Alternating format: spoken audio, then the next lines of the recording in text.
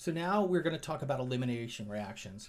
And this is where things start getting a little trickier because the substitution reactions and the elimination reactions look quite similar. And they actually are all part of the same kind of scheme. And it gets a little tricky to tell them apart. So we're going to talk about the elimination reactions just in general. And then we're going to come back through and spend some time talking about how do I know which reaction's going on. And in an elimination reaction, that means we form an alkene. But notice we still start with a leaving group, and our leaving group is still a halogen. Our leaving group leaves, but now instead of doing a substitution, our leaving group pops off, and then a hydrogen on an adjacent carbon pops off, and then what we end up forming is an alkene or a double bond. So that's where it gets tricky, is both substitution and elimination reactions involve a leaving group, but their conditions are going to be a little bit different. And that's going to allow us to tell, are we doing a substitution reaction or are we doing an elimination reaction? So we will come back through and we will have a nice flow chart that will allow us to tell which reaction's occurring at any given time. But what we're going to talk about now is the mechanisms and things like that for elimination reactions. So overall, these elimination reactions are called 1,2 or beta eliminations.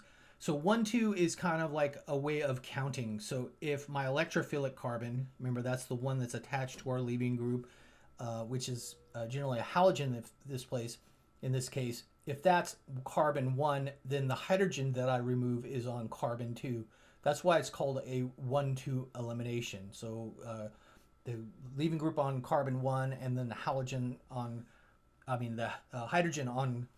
carbon 2 are removed, and in doing that, that forms a double bond. Also, beta elimination is kind of a different way of saying the same thing. If this carbon is alpha, then the hydrogen's on carbon beta. So if this carbon's alpha, this carbon's beta. So these reactions are also called 1,2 eliminations and beta eliminations.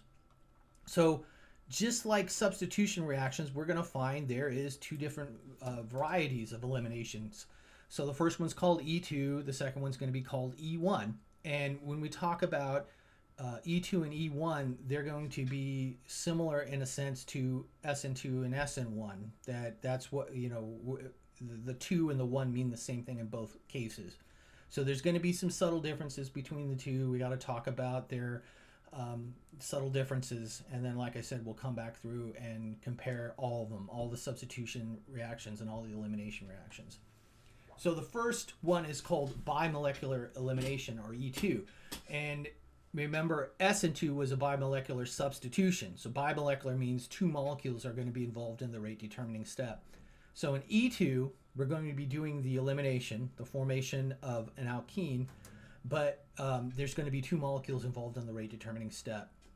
So when we look at this is a prime example inside of here. What happens is that we need a base now. So this is the other place where it gets a little tricky, that nucleophiles can act as a nucleophile sometimes, but nucleophiles can also act as a base sometimes. And we'll get into that. When does it want to do one thing? When does it want to do another? But in here, when we talked about the elimination reaction, we understand the leaving group leaves. Okay, so we kick off the halogen, it becomes Br minus, but we also need to remove an adjacent hydrogen. And what removes hydrogens is a base. So that goes all the way back to the beginning, a simple kind of acid-base reaction. Hydrogens are removed by bases. And so the base that we're using in this case is ethoxide. And once again, this gets a little tricky because ethoxide can also act as a nucleophile. Not in this case. And we'll talk about why in just a second. But in this case, ethoxide is actually acting as a base. It's going in and removing this hydrogen, and in doing that, it becomes ethanol. And overall, our conversion of our reaction, remember, removing the leaving group, we're removing a hydrogen from an adjacent carbon, and in doing that, we form an alkene. So we remove two single bonds, and we create a double bond across those two carbons. So we kick out the leaving group from one carbon, my electrophilic carbon, and then we also kick out a hydrogen from a carbon adjacent to it. And then in doing that, we end up forming a double bond. So you're going to hear me say this quite a bit. Remove two single bonds, form a double bond. And that's exactly what happens in this case. Inside of here, we know that the rate law expression is that rate is equal to the concentration of my base, in this case ethoxide, times the concentration of my electrophile. And because they are together, you can see why it's bimolecular. So this is first order, this is implied first order. Overall, the reaction is second order or bimolecular. So both of these species are involved in my rate determining step. So in my mechanism, the mechanism is going to be concerted, just like with the SN2 reaction. Remember, concerted means everything happens in once. It's going to be one step. And when we look at this, what happens is the lone pair electrons on my base, whatever base it is, attacks the hydrogen. So lone pair electrons attacking a hydrogen forms a bond. Inside of my product, there is an OH bond inside of here. That's what this arrow represents. I'm forming a bond between my oxygen and my hydrogen. Here, the electrons between carbon and hydrogen in the carbon-hydrogen bond, those are attacking the bond in between these two carbons. So a bond attacking another bond forms a bond. So there's already a single bond in there. The movement of these electrons coming down forms the double bond. So the electrons in this carbon-hydrogen bond move down in between these two carbons. We already have one carbon there, so we're going to form a double bond. And in the last step, the bond between the carbon and the bromine, those electrons are moving on to the halogen. So a bond attacking a atom forms a set of lone pair electrons. So these electrons move to the bromine and turn into a set of lone pair electrons. So here it has 3, now it has 4. Electrons are moving to the bromine, so it gains a negative charge. So this is what we mean by bimolecular. So both of these species, my base and my electrophile, are involved in the rate determining step. I know it's the rate determining step because there is only one step. And we also know that this is a concerted mechanism because everything happens in one step. Also, this is why it's called bimolecular, because there's two species involved. That's why it's E2. E2 means bimolecular. It means that there's two species involved in the rate determining step. And in this case, it also means that it's concerted. It all happens in the same step. So one of the things you need to remember is that to determine the product, you need to remember that in order for this reaction to occur, I have to remove a hydrogen from a carbon adjacent to the electrophilic carbon, or the carbon that's attached to the leaving group. So these reactions are going to be a little bit weird in that we can make multiple products because there's a lot of hydrogens inside of organic molecules. So if I have multiple distinctly different adjacent hydrogens, I can get different products. And we're going to see that here in just a second. But the rule is, in order for to do elimination, a 1,2 or a beta elimination, you know, and we're going to find it doesn't matter if it's E1 or E2, so we'll talk about E1 in a second. I remove the leaving group, and then I remove a hydrogen on a carbon adjacent to my electrophilic carbon, the carbon that was attached to my leaving group. I have to have that, and then I need to take a second and say, how many different types of hydrogens do I have adjacent? So overall, the rule is we can have multiple products. We don't really get that with substitution reactions. It tend to just kick off the leaving group and replace it with my nucleophile. But in elimination reactions, because we can have different adjacent hydrogens, I can have different products. So one of the things we need to consider is if I have multiple products, we want to understand which one is the predominant product, which is going to be the favored product, which one's going to be made in the highest amount. And kind of like what I've been saying about chemistry, a lot of this comes down to stability. And we've already talked about a couple ideas in terms of stabilizing double bonds. I'll remind you of this.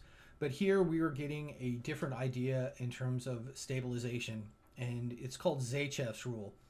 And Zachev's rule says that when I have multiple products where I'm forming a double bond, so during these elimination reactions, when I have multiple products, the double bond that is the most stable is going to be my predominant product. So if I have 3 possible products, the one that the double bond that is the most stable is going to be the one that is made in the largest amount. And that's something that we want to know as organic chemists. I want to know what's going to be the favored product in this case. So we need to take a look at what stabilizes double bonds. So Zachev's rule says the most stable double bond is the predominant product, but then we got to take a second and say, okay, how do we know what is the most stable double bond? And so the first idea has to come with hyperconjugation. So hyperconjugation, we already talked about that in terms of stabilizing carbocations. Carbocations live in a p orbital, or the carbocations have a p orbital. The positive charge on a carbocation lives in the p orbital. And then we learned that by having alkyl groups attached to it, the sigma bonds in those alkyl groups can donate electrons into the p orbital and stabilize it. The same idea happens here. Remember, a multiple bond, or my double bond, is made by the overlap of two p orbitals. So to form that second bond in a double bond, that comes from the overlap of two p orbitals. So the two carbons that are involved in a double bond, each one of them has a p orbital. And hyperconjugation can stabilize those p orbitals in exactly the same way. So the alkyl groups on the double bond itself, the alkyl groups can donate electron density into the p orbitals, and that will stabilize the double bond. So the rule is, what you need to remember is that the more alkyl groups that I have attached to my double bond, the more stable that double bond becomes. And then remember, with Zachev's rule, the more stable the double bond, the more likely it is it's my predominant product. So when I start talking about which bond is preferred, what's the favored product inside of my elimination reactions, one of the things you look at is how many alkyl substituents does that double bond have? How many alkyl groups are directly attached to that double bond? So we need to remember that every hydrogen adjacent to my leaving group can produce an alkene product. So like I was saying, we can get multiple products, and this can get a little tricky.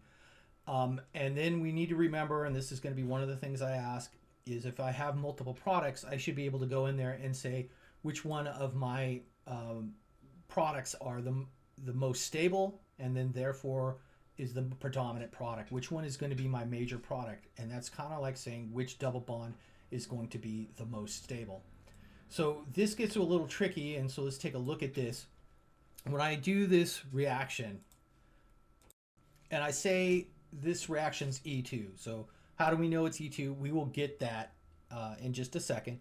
But I'm telling you that this is an E2 elimination. So I have my electrophile, my species, my carbon-containing species with a leaving group, a halogen, and then here I have my base. I'm telling you it's E2 reaction, and let's look at what the products are. And like I said, we'll talk about, well, how do I know it's an E2 reaction? We'll get to that in a little bit. But what I want to do is draw all the possible products. And like I said, with elimination reactions, that's one of the things to remember, I can have multiple products. So what I do is, after I've determined it's E2, I look for the electrophilic carbon. And this is true for substitution reactions and elimination reactions. I always start by finding the electrophilic carbon because that's where the chemistry's at. It's kind of like a place marker. So this carbon here is my electrophilic carbon. It's the one that's directly attached to my halogen. And then I say, where are the adjacent carbons? I'm looking for carbons that are directly attached to my electrophilic carbon. So I have two of them. There's one here, and then there's one here. So those are two different adjacent carbons. And then I say, are there hydrogens directly attached to them? So yes, in both cases. So this is one adjacent carbon. It has 3 hydrogens on it.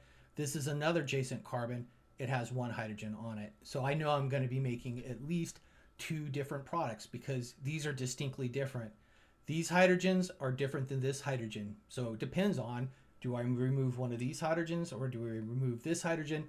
I'm going to be making 2 different products in this case because I have 2 different sets of distinctly different adjacent hydrogens.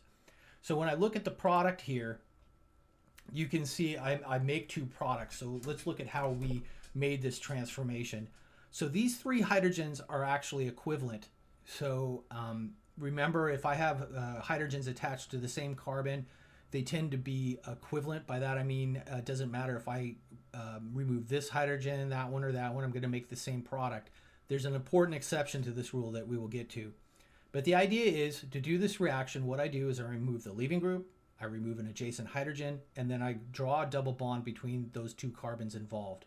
That's going to make my product. So here I remove the leaving group, I remove an adjacent hydrogen, and then I draw a double bond between these two carbons.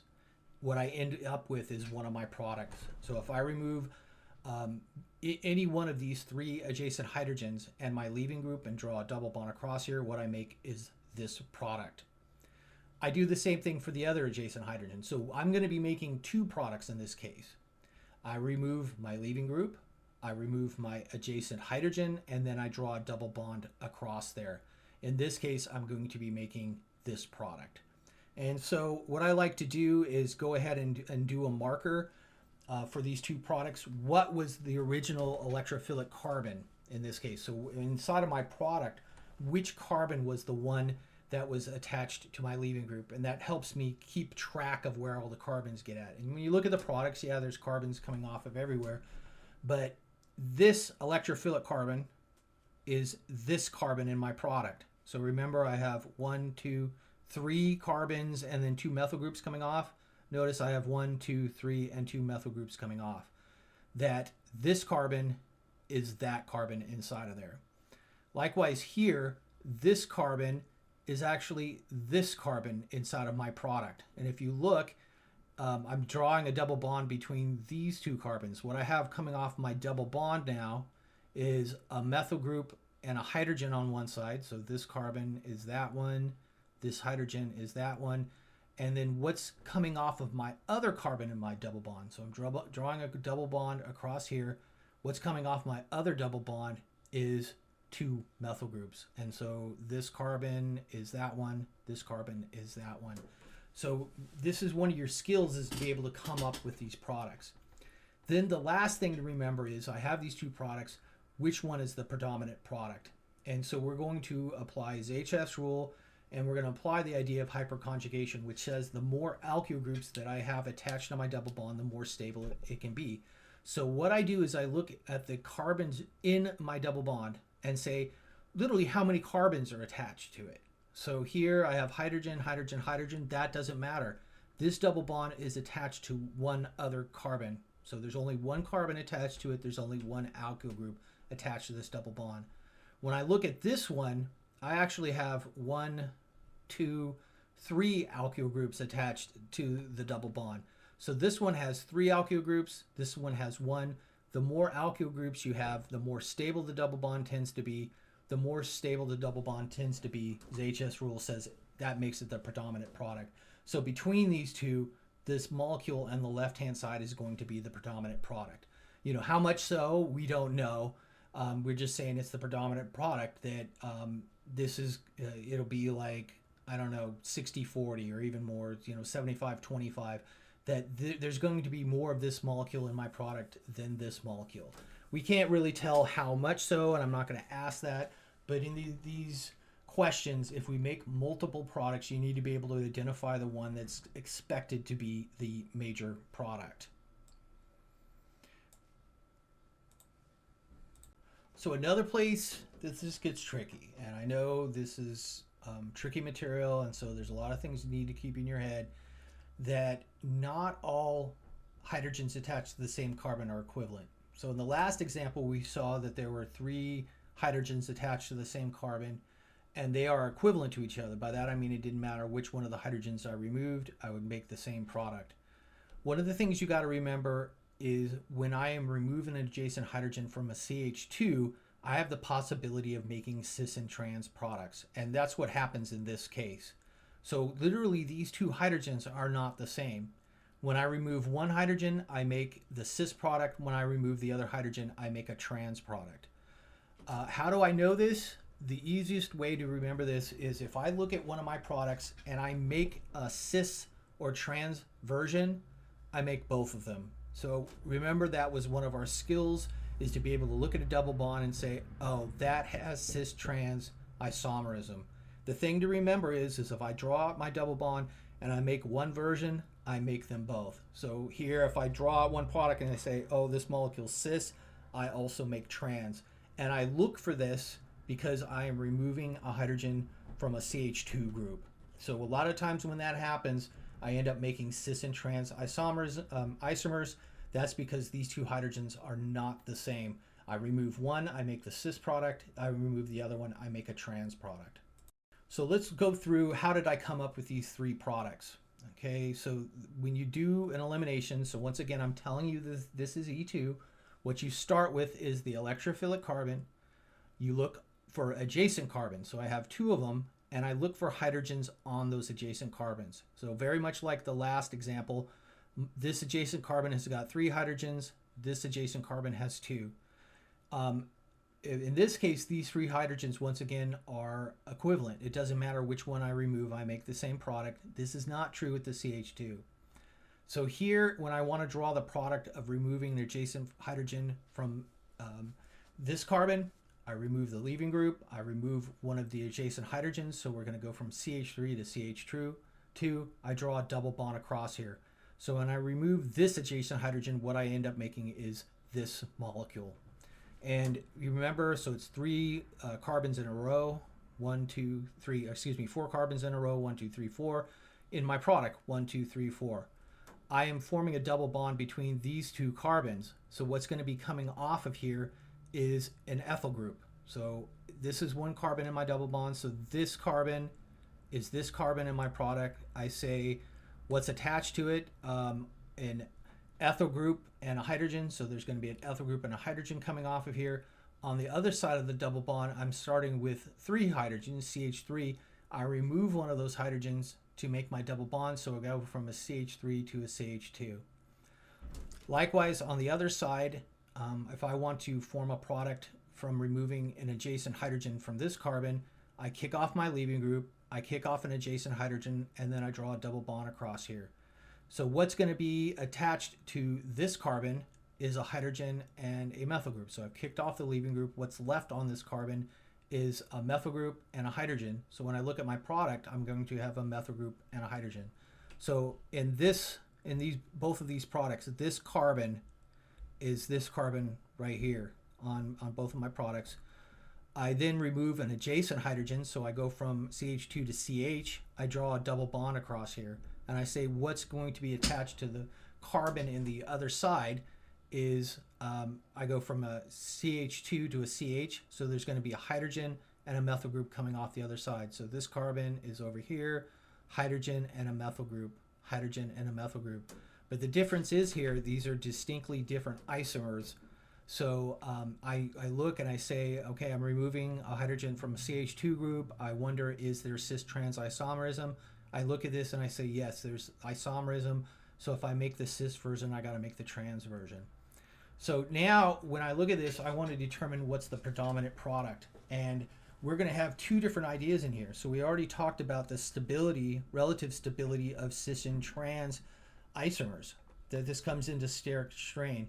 Between the cis and trans isomers, the trans isomer tends to be more stable than the cis because the cis isomer has steric strain across here. So let's take a look at this. So now we have 2 different ways I can look at stability in terms of a double bond. I have hyperconjugation, now I have cis and trans. So the first thing I look at is the hyperconjugation. I say, how many alkyl groups do I have attached to my double bond? So for this bottom molecule, I only have 1 alkyl group or 1 carbon attached to my double bond. For these 2, I have 2 alkyl groups coming off of here. So here I have 1, here I have another one. Same thing with the cis version. I have 1, 2 alkyl groups coming off of my double bond. So these top 2 have 2 alkyl groups. The bottom double bond has 1 alkyl group. So I know this is my least stable molecule. This one only has 1. These 2 have 2. So of the 3, this is the least stable double bond. So this is going to be the least prominent product. Between these 2, I can't tell the difference by alkyl groups because they both have 2, but I can tell the difference by steric strain. So between the cis isomer and the trans isomer is going to be the most stable. So this molecule is going to be my predominant product because it's the most stable double bond of these 3. This is because it has 2 alkyl groups attached to it. Also, it's in the trans isomer, which makes it more stable than the cis version. So right now we have 2 different ways of looking at double bonds. Hyperconjugation and cis and trans, and then there's one last one that we need to look at, conjugation. So remember, way back in the beginning we talked about conjugated double bonds. A conjugated double bond is 2 double bonds separated by a single bond. Conjugation stabilizes double bond because it allows for extended p orbital overlap. By that I mean there's resonance structures I can draw between these two double bonds. So this is the overriding rule. If I have multiple products from an elimination reaction, any of them that have conjugation inside of them, that is going to win out. So conjugation wins out over hyperconjugation, and which wins out over cis and trans. So this is very important, is to be able to look at my products and say, did I make two double bonds that are in conjugation? And in this material, one of the things I'm going to be looking at is if I end up making a product that has two double bonds, I consider that. I say, are any of these in conjugation, or any of my two double bonds in conjugation?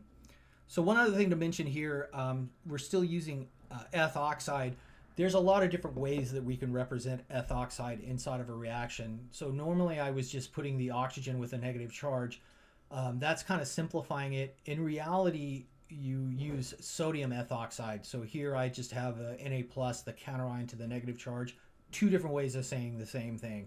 So sometimes they'll just put the eth oxide itself. Sometimes they'll write Na eth oxide. They're both saying the same thing. So here now, same idea. I'm telling you this is an E2 elimination. Let's look at the products that I make and then do the comparison between the two. I do an E2 elimination. The first thing I find is my electrophilic carbon. I find adjacent carbons, and then I look for hydrogens on them. So on this side, I only have one hydrogen attached to my adjacent carbon. On the other side, I have two. So remember, CH2, I always take a second and say I might have cis-trans isomerism in this case. So I do have it in this case, actually. So when I look at it here, I make three products. So when I remove this adjacent hydrogen and the leaving group, I draw a double bond across here. That is going to be this molecule. So if you look at it, I remove the leaving group, the adjacent hydrogen. What's going to be coming off of this carbon now is two CH3s. So this carbon is this carbon in this molecule. What's coming off of there is two CH3s. In my original electrophilic carbon, I'm going to be kicking off the leaving group. What's left over is a hydrogen and then this CH2 aldehyde group. So in my product, what I have is a CH. I go from CH2 to I have a hydrogen coming off of there, and then I have the CH2 aldehyde. So if I remove this adjacent hydrogen, I make this product. Same thing over here. If I remove one of these adjacent hydrogens, I'm going from CH2 to CH. I kick off my leaving group. I kick off one of my adjacent hydrogens, and then I draw a double bond across here. In these two products, so remember these two hydrogens on my CH2 are not equivalent. If I remove one hydrogen, I make the cis version. If I remove the other hydrogen, I make a trans version. Here, when I look at it, this carbon is my electrophilic carbon. This carbon, it turns into this carbon in this molecule and this carbon in this molecule. You say, what's going to be coming off of my double bond? A hydrogen and this CH and two methyl groups. So you can see here I have a hydrogen coming off. So this hydrogen is this hydrogen here, and the other species coming off is this CH and two methyl groups. CH and two methyl groups. Here, this CH2 is on the other side. I remove an adjacent hydrogen, so I go from CH2 to CH. That means I'm going to have a hydrogen coming off of the double bond in this case, and then this aldehyde group coming off in this case. Because it's a CH2, I say, do I make cis-trans isomerism? The answer is yes. And when I make one, I make the other one. And now kind of the tricky part of this question is I say, which one of these three products is the most predominant? And this is where it gets tricky. If you go directly looking at alkyl groups, you're going to get the wrong answer. This product actually has 1, 2, 3 alkyl groups coming off of it.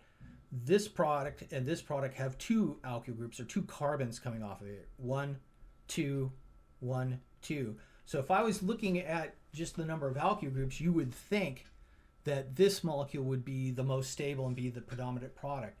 The answer to that is no, because these two molecules have conjugation. And remember, conjugation wins out. I don't care that this double bond has got 3 alkyl groups in it. Both of these molecules have got conjugated double bonds. So what do I mean by conjugation? Conjugation means when I have two double bonds, one double bond here, one double bond there, that is separated by a single bond. That means that they are conjugated. That means I get extended p orbital overlap across these. So here, the same thing, one double bond, two double bonds, separated by a single bond. This one has conjugation. This one does not. My two double bonds here, this one and that one, are separated by two single bonds. So between these three molecules, this one is actually the least stable right now because these two molecules have conjugation. So of these three, this one is the least stable, therefore it is the least predominant product. Now to find the most predominant product, I've got to look between these two. They both have conjugation. They both have the same number of alkyl groups, but just like the previous example, I have cis-trans isomerism. And I know between cis and trans, the trans version is the most stable. So the trans version is more stable than cis. So if I was to rank these, this one would be the most stable. Conjugation, two alkyl groups, trans. Then this one, conjugation, two alkyl groups, cis. And then this one, no conjugation, three alkyl groups.